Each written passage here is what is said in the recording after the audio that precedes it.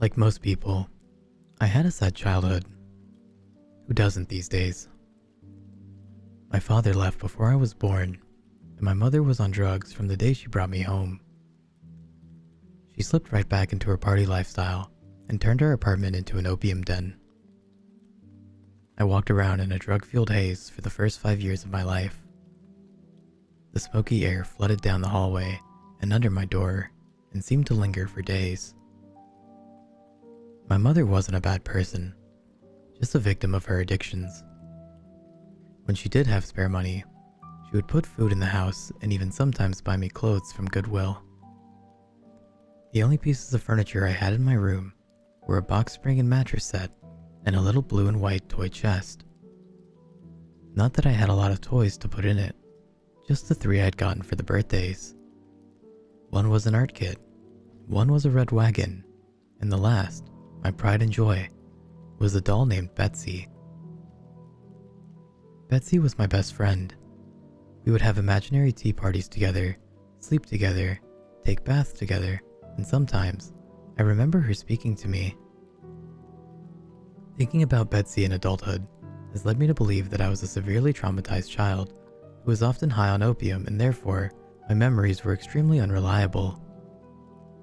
Still, I remember the sound of her voice, a high-pitched, tinkled lilt, and I remember the things she wanted me to do. Steal food for her, bring her forks, bring her knives, hit the bad man who slept on our couch. Always bad things that would get me in trouble. I would blame it on Betsy, but my mother would never believe me. Adults never do. Around my 6th birthday, I asked my mother for a birthday party. I wanted to invite the not nice girls from school, serve them cake, make them like me. I still remember standing in the kitchen with such high hopes, a glass bottle of soda shaking in my hand as I held my breath and awaited my mother's answer. She turned to me and laughed. "A birthday party? Laura, that's ridiculous. I can't afford to feed 15 other children that aren't even mine. I can barely afford to feed you. You eat like an elephant, or should I say, little Betsy does. I barely get anything to eat around here." My face fell as she shook her head, mumbled something, and stumbled off. I heard the music go up in the living room as more people walked in the door. Some left, some stayed. I knew none of them. My mother threw parties all the time. What about me? I was a child. All my friends had birthday parties, and now the mean girls would know I was too poor to have one, and they would tease me even more. I felt tears start to swell, and I ran into my room and slammed the door. Betsy was lying on the bed and smiling. She was always smiling. How could I forget? Just staring at me, smiling. She was going to tell me to do something bad, like steal more food or worse. This was her fault. Betsy didn't have to go to school. Betsy never got in trouble like I did, and in my 5-year-old little brain, I truly believed it was the doll, not my mother, who was the source of all my woes.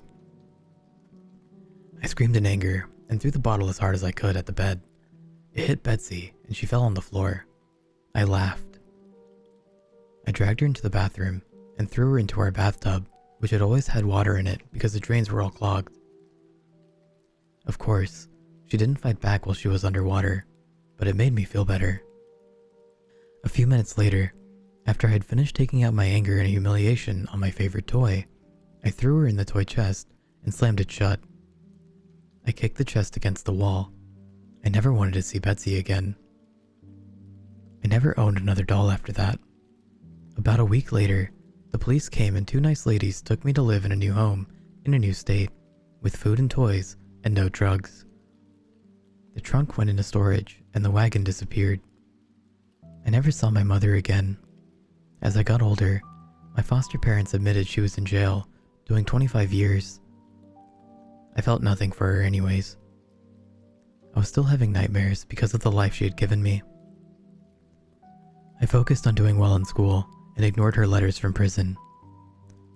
She reached out to me several times in my teens, but I always denied her calls. That is, until this morning. I'm 30 now, with my own children and a husband who loves me deeply. I have a beautiful house, 2 dogs, and a career as a social worker, trying to make a difference for kids who had it bad like me. So, when I got a voicemail from my mother, letting me know she had been paroled and wished to speak, I felt stable enough to let her say her piece. Since the kids were home from school, I went out into our shed in the backyard to return my mother's call. The shed was the children's domain, and they used to play in it all summer. I sat on my old toy chest, which was currently being used as a tea party table, and dialed the number she had left me. 3 rings. Hello? Laura? Hello, Mother. How are you? Oh, Laura. Thank you for speaking to me. I know you have your own life and family now. I would love to meet them someday. I just wanted to tell you how sorry I am for everything. You're not going to meet my kids, ever. I'm going to say my piece here too. The drugs destroyed you, and you took me down alongside you.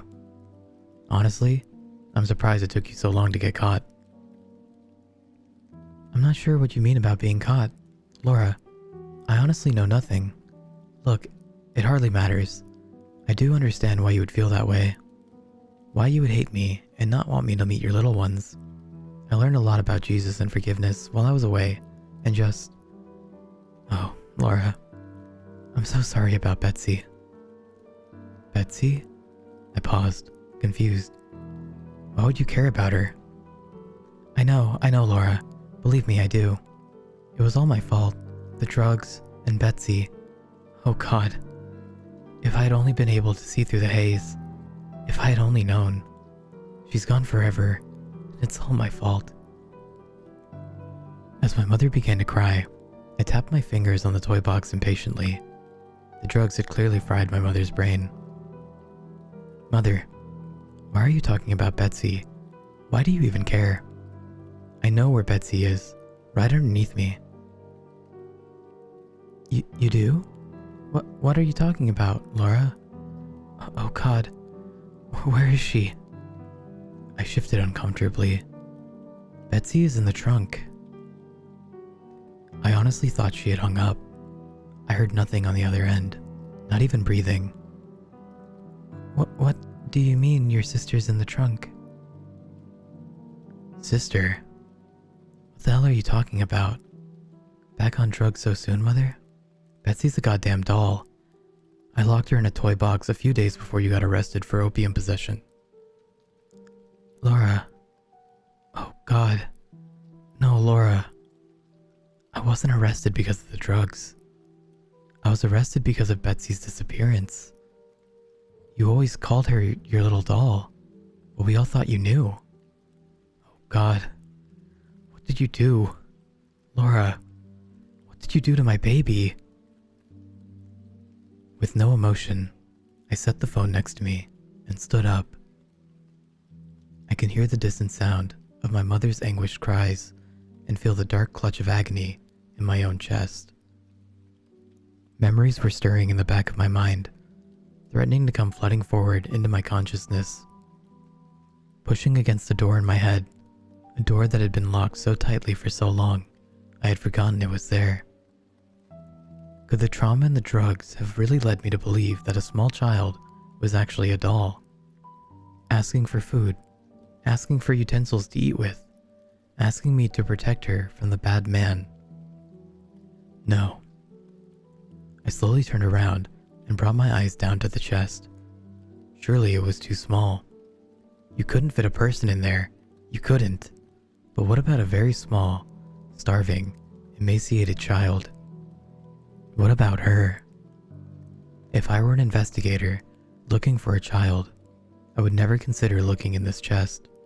It was just too small. I knelt down to the ground and unclipped the clasps.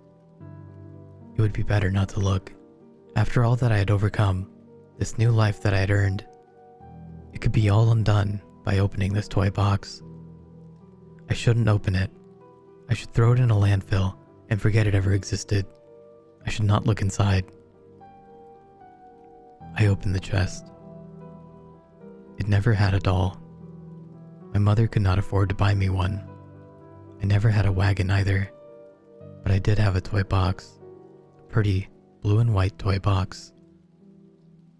And when I was 5, I drowned my 2-year-old sister and put her in it, and now my life is ruined.